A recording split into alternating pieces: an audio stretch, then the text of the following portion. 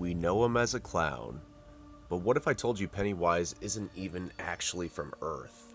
What's going on, you guys? It's your boy, Movie Boy Mike, and today I want to talk to you guys about Pennywise's species and exactly where he's from and what race he's a part of. But before we get into it, please be sure to smash that like and subscribe button. It really goes a long way, especially in the Macroverse. Now let's get right into it. Fear. So we know Pennywise throughout the It movies and the novel as a shape-shifting predator who takes the form of anybody's worst nightmare.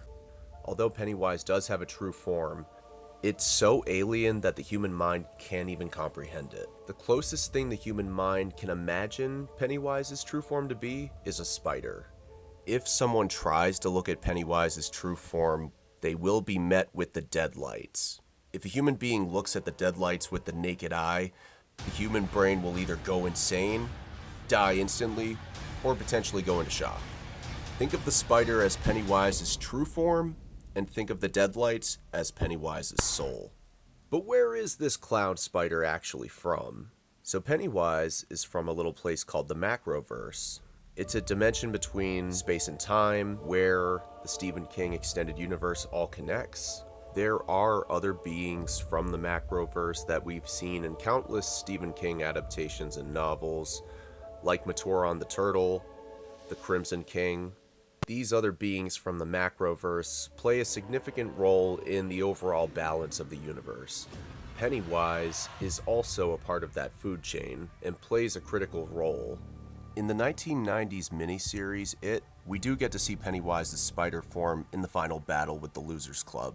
Although it was kind of a cheesy animatronic, I prefer this over the 2019 spider form that we got. We get a little bit of a tease about the Macroverse in the 2017 The Dark Tower.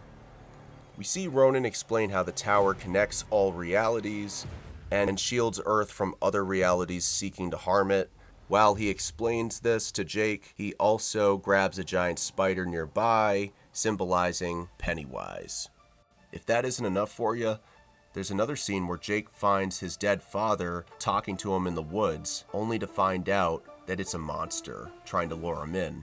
The monster then turns into Ronan's father, who also passed away. This is the same shape-shifting trick that Pennywise tried on Bill with Georgie. Now, a lot of people didn't like this adaptation of The Dark Tower, but in the books, the main villain within The Dark Tower, the Crimson King, is definitely without a doubt the same species as Pennywise. As the Crimson King is one of the most powerful supervillains in the Stephen King multiverse, there's a lot of hints that suggest he's the same species as Pennywise, potentially even a distant relative, or maybe a not so distant relative.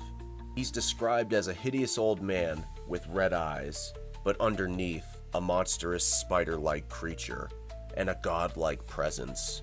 The Crimson King's abilities include shape-shifting, mind control, and reality manipulation, along with corrupting people such as Randall Flagg, aka the Man in Black, similar to the way Pennywise manipulated Henry Bowers.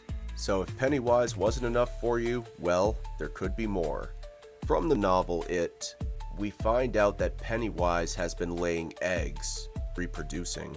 It shows that he's not hunting for sport or terrorizing Derry for fun. Pennywise had a much larger purpose than just hunting for sport, but luckily the Losers Club destroyed all the eggs before they could hatch.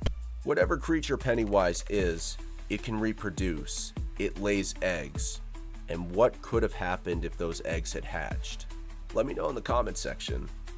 So even though the losers win at the end of the novel, did Ben potentially miss an egg? Or could there be other Pennywises out there doing the same thing?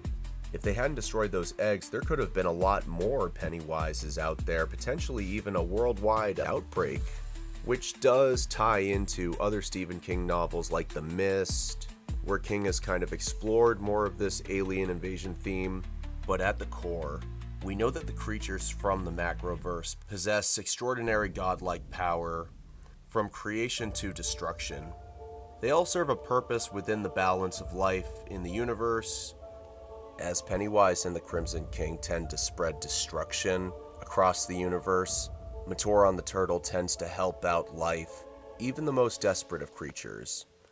We can see little Easter eggs of Maturon through It Chapter 1 and 2. He's essentially a friendly giant in spiritual battle taking place between good versus evil. I really hope we get a little bit more of an explanation about Pennywise and the dimension he's from within the upcoming show Welcome to Derry.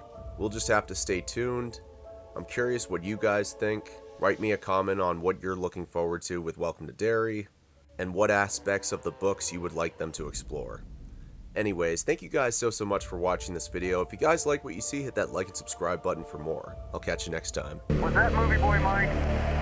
Oh boy, I think that was Movie Boy Mike.